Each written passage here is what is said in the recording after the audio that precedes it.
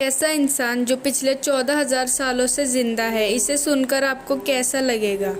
तो कहानी की शुरुआत मेन कैरेक्टर जॉन से होती है, जो अपना घर, जॉब, शहर सब कुछ छोड़कर जा रहा था। तभी वहां पर उनके फ्रेंड्स आ जाते हैं उसे फेयरवेल पार्टी देने के लिए, और सब घर में जाकर बात करने लगते हैं। तभी उनमें से एक प्रोफेसर जॉन से कहता है कि तुम्हें ये सब छोड़कर नहीं जाना चाहिए, ये बहुत बड़ी बेवकूफ़ी है।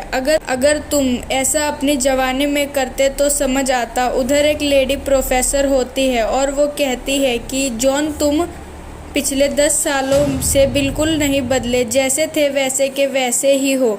ऐसा लगता है कि तुम एक दिन भी नहीं बढ़े। तभी उनमें से एक प्रोफेसर को जॉन के घर में एक औजार मिलता है जो कि पाषाण युग का होता है, और तब जॉन कुछ परेशान भी नज़र आता है। वो सब जॉन से पूछते हैं कि अगर तुम्हारे मन में कोई बात है तो बता सकते हो। जॉन कहता है कि हाँ, मुझे तुम्हें कुछ बताना है। वो कहता है कि तुम सब सपोज करो कि कोई 14,000 सालों से अभी तक जिंदा हो, तो इसे जानकर आपको कैसा लगेगा।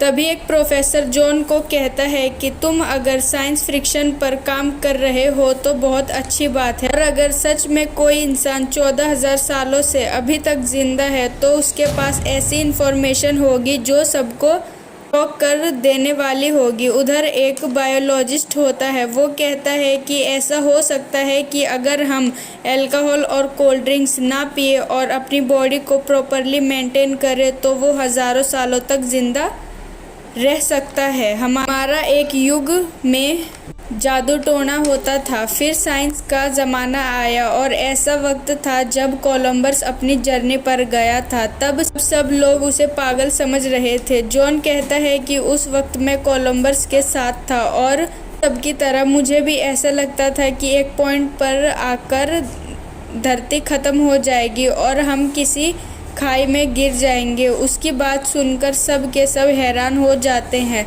तब वो बायोलॉजिस्ट उसे कहता है कि इसका मतलब तुम गुफाओं में रहने वाले आदिवासी हुए।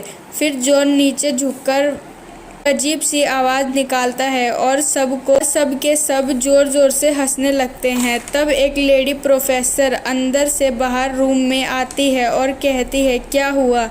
तब उसे सब बताते हैं कि जॉन 14,000 साल पुराना है। फिर वो कहती है कि तुम 900 दिन पुराने भी नहीं लगते।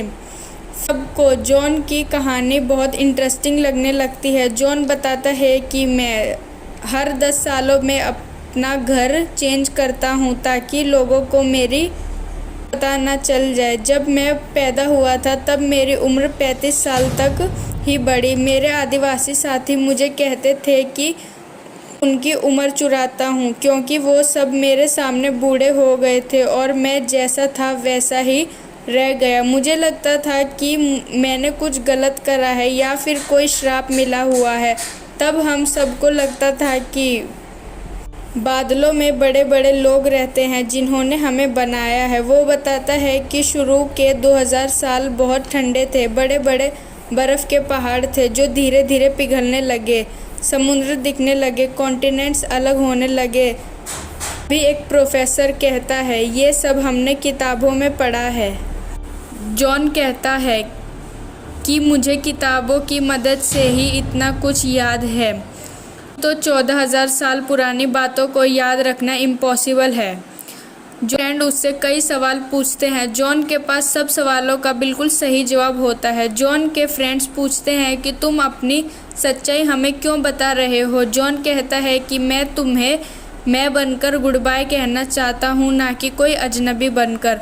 जॉन बताता है, मैं शुरू में पूरब की तरफ बढ़ा और मैंने पहली बार ओशंस देखे। फिर युग बदला और ब्राउन्स एज आया। फिर मैंने कॉपर, टीन, इस तरह की धातुओं को बेचकर इनका बिजनेस करा और अलग अलग भाषा भी सीखी। फिर वक्त बदलता गया और लोगों में विकास होने लगा। सब शहरों में रहने लगे। तब मुझे अपनी पहचान छुपाने में बहुत मुश्किल हुई। मैंने नकली डॉक्यूमेंट्स बनवाए, जिसकी वजह से मुझे कुछ वक्त जेल में भी रहना पड़ा। ईस्ट में आगे बढ़ते हुए मैं हिंदुस्तान पहुंच गया, और सबसे अच्छी बात ये थी कि वो वक्त बुद्धा का था और मैं गौतम बुद्ध से मिला। वो बहुत अलग तरह के इंसान थे, मैंने ऐसा इंसान कभी नहीं देखा था और फिर मैं उनका शिष्य बन गया। मैंने उनसे कई तरह की अच्छी बातें सीखी। जब तक वो जिंदा रहे मैं उनके साथ उनका शिष्य बनकर रहा और वो ये भी जानते थे कि मेरे अंदर कुछ अलग है, जबकि मैंने उन्हें कभी इस बारे में कुछ नहीं बताया था। फिर सब कुछ जानते थे। तभी एक प्रोफेसर बोलता है कि हमने तुम्हारी सच्चाई सबको बता दी तो क्या होगा। जॉन कहता है कि उनको ये सब झूठ लगेगा और मैं तुम्हें अभी बता रहा हूँ, पर वक्त के साथ साथ तुम सबको ये कहानी से ज़्यादा और कुछ नहीं लगेगा।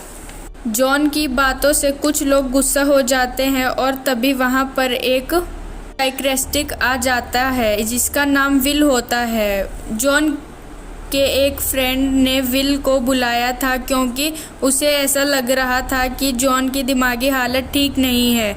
विल को बताया जाता है कि जॉन पिछले 14,000 सालों से ज़िंदा है। विल जॉन से पूछता है कि क्या तुम्हें कभी सीरियसली बीमार हुए हो। जॉन कहता है कि हाँ, मुझे पिछले 100 सालों में स्मॉल पॉक्स, येलो फीवर और टाइफाइड हुआ है। विल कहता है कि फिर तो तुम्हारे बॉडी पर स्मॉल पॉक्स के निशान होने चाहिए। जॉन बताता है कि उसकी बॉडी पर कभी निशान नहीं पड़ते। जॉन कहता है कि मैंने अलग अलग तरह की डिग्री भी ली है, जिसमें से एक बायोलॉजी की भी डिग्री है जो मैंने सन 1840 में ली थी। जैसे जैसे वक्त बदलता गया वो सब स्टडी पुरानी हो गई। ये सब बात सुनकर विल परेशान हो जाता है और कहता है कि तुमने बताया कि तुम्हारे साथियों ने तुम्हें भगा दिया था क्योंकि उन्हें ऐसा लगता था कि तुम उनकी उम्र चुराते हो। क्या पता ये बात सच हो, तुम्हारे पास ऐसी कोई शक्ति हो जैसे वैम्पायर करते थे, दूसरों का खून पीकर अपनी उम्र बढ़ाया करते थे। विल अपनी जेब से रिवॉल्वर निकालता है और जॉन को शूट करने वाला होता है और कहता है कि मैं तुम्हें शूट करता हूं और देखते हैं कि तुम बचते हो या नहीं। जॉन कहता है कि मैंने ऐसा नहीं कहा कि मैं अमर हूं। फिर विल कहता है कि गोली तुम्हारे हाथ पर चलाते हैं और तुम्हारे जख्म भरते हैं या नहीं। जॉन के साथी विल को ऐसा करने नहीं देते और विल बाहर चला जाता है और फिर जॉन को पता लगता है कि विल की पत्नी की डेथ हो गई, उसे कैंसर था। फिर जॉन विल के पास जाता है, उससे रिवॉल्वर मांगता है और देखता है कि रिवॉल्वर में एक भी गोली नहीं थी। जॉन अंदर आता है और उसके फ्रेंड उसे आगे की कहानी सुनना चाहते थे क्योंकि उन्हें वो कहानी बहुत इंटरेस्टिंग लग रही। मुझे 17वीं शताब्दी में एक आदमी मिला था। मुझे लगा था कि जैसे मैं एक लंबी ज़िंदगी जी रहा हूँ वो भी वैसे ही है। हम दोनों 2 दिन साथ रहे और वादा भी करा कि हम ज़रूर मिलेंगे, पर उसके बाद हम कभी नहीं मिले। एक प्रोफेसर कहता है कि तुम ईश्वर पर विश्वास करते हो। जॉन कहता है कि ईश्वर पर विश्वास करने के लिए हमें किसी कल्पना की ज़रूरत नहीं होती। अगर ईश्वर है तो वो आपकी चारों तरफ होगा। जॉन का एक फ्रेंड कहता है कि तुम जीसस के टाइम पर किसी से मिले हो जिसके बारे में बाइबल में बताया गया हो। जॉन कहता है कि हाँ, वो जॉन से इस बारे में और बात करना चाहते थे, लेकिन जॉन कहता है कि ये हमारी बात को किसी और डायरेक्शन में ले जाएगी। फिर उसके सारे फ्रेंड्स उसे फोर्स करने लगते हैं। जॉन बताता है कि तुम बाइबल में जितना कुछ पढ़ते हो वो सब हिस्टोरिकल इवेंट्स है जिसे बाइबल में लिखा गया है। इसके बाद यहाँ एक लेडी होती है जिसका नाम एडिथ होता है। वो गुस्सा हो जाती है क्योंकि वो बहुत धार्मिक होती है। फिर सब उसे समझाते हैं क्योंकि उन सब को आगे की कहानी जाननी होती है।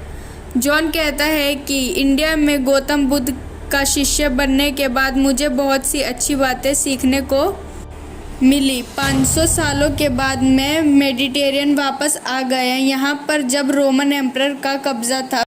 फिर मैंने सोचा कि गौतम बुद्ध से मैंने जो सीखा है उसे मैं लोगों को बताऊं और मैंने ऐसा ही करा और मेरी सारी बातें रोमन एम्परर के खिलाफ थी, इसलिए उन्होंने मुझे सूली पर चढ़ा दिया। ये सुनकर सब के सब शॉक हो जाते हैं।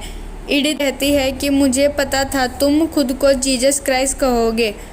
जॉन कहता है मैंने कभी ऐसा नहीं कहा, लोग खुद मुझे ये नाम दे दिया। जब मुझे सूली पर चढ़ाया गया था तब मैंने अपनी बॉडी के पेन को ब्लॉक कर दिया और ये मैंने तिब्बत इंडिया में सीखा था। सबको लगा मैं मर गया। मुझे क्रॉस के साथ एक गुफा में रख दिया गया। जब मेरी बॉडी पूरी तरह से रिकवर हो गई तब मैंने उधर से छुप के जाने की भी कोशिश करी, पर उधर मेरे कुछ शिष्य थे, उन्होंने मुझे देख लिया। मैंने उन सबको सच बताने की बहुत कोशिश करी। वो सब मेरी वापसी से इतना खुश थे कि कुछ सुनना ही नहीं चाहते थे। उन्हें लगा मेरा पुनर्जन्म हुआ है। तो फिर मैं उधर से सेंट्रल यूरोप आ गया। मैंने कभी मरे हुए लोगों को ज़िंदा नहीं करा, बस मैं उन्हें अच्छी डाइट, अच्छा लाइफस्टाइल बताता था ताकि वो अच्छे से रह सके। एडिथ ये सुनकर बहुत इमोशनल हो जाती है और कहती है कि ये सच नहीं हो सकता। एक प्रोफेसर कहता है, मैं तुम्हारे हाथ पर निशान देखना चाहता हूँ जहाँ पर कीले ठोककर सूली पर चढ़ाया गया था। जॉन कहता है कि मेरी बॉडी पर निशान नहीं आते।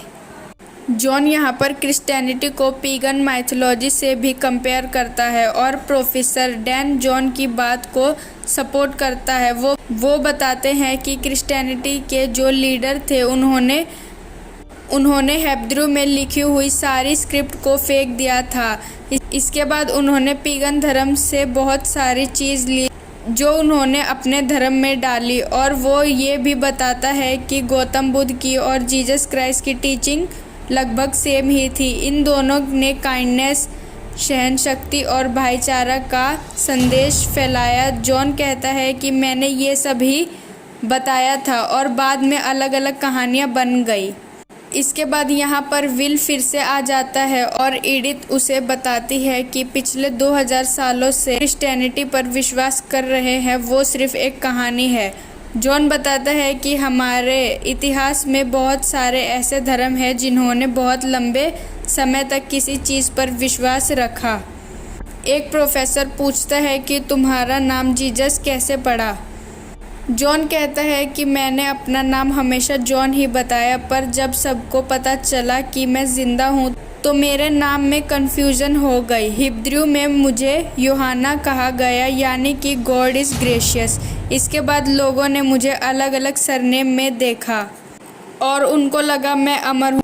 उन्हें लगा ईश्वर ही मोक्ष है, जिसे हिब्रू में यशुआ कहा जाता है और इसी तरह लैटिन में जीसस।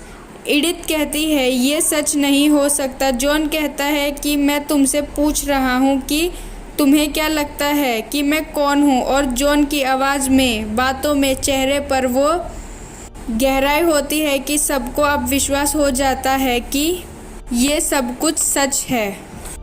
यहाँ पर सब बहुत इमोशनल हो जाते हैं, जैसे उनका भरोसा टूट गया हो। यहाँ पर विल कहता है कि तुम झूठ बोल रहे हो, तुम्हें सब सच बताना ही पड़ेगा।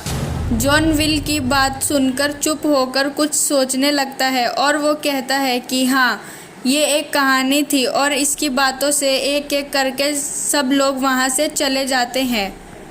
यहाँ पर जॉन और उसकी गर्लफ्रेंड होते हैं, जिसको जॉन की बातों पर यकीन होता है और वो जॉन से उसके सरनेम पूछती है। जॉन एक एक करके उसे अपने सरनेम बताता है। उनकी बात विल भी पीछे खड़ा होकर सुन रहा था। जॉन बताता है कि आज से 60 साल पहले जब मैं हॉवुड में पढ़ाता था तब मेरा नाम जॉन थॉमस पार्टी था। विल ये नाम सुनने के बाद हिल जाता है और जॉन से पूछता है कि तुम वहाँ पर केमिस्ट्री पढ़ाते थे। जॉन कहता है कि हाँ।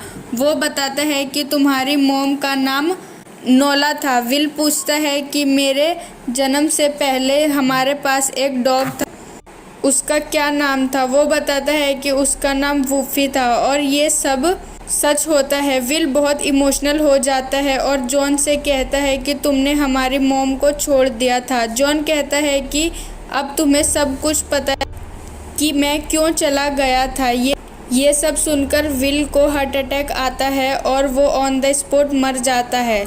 इसके बाद जॉन गाड़ी लेकर जा रहा होता है और वो गाड़ी रोककर कुछ सोच रहा होता है, यानी कि वो अपनी गर्लफ्रेंड का वेट कर रहा होता है।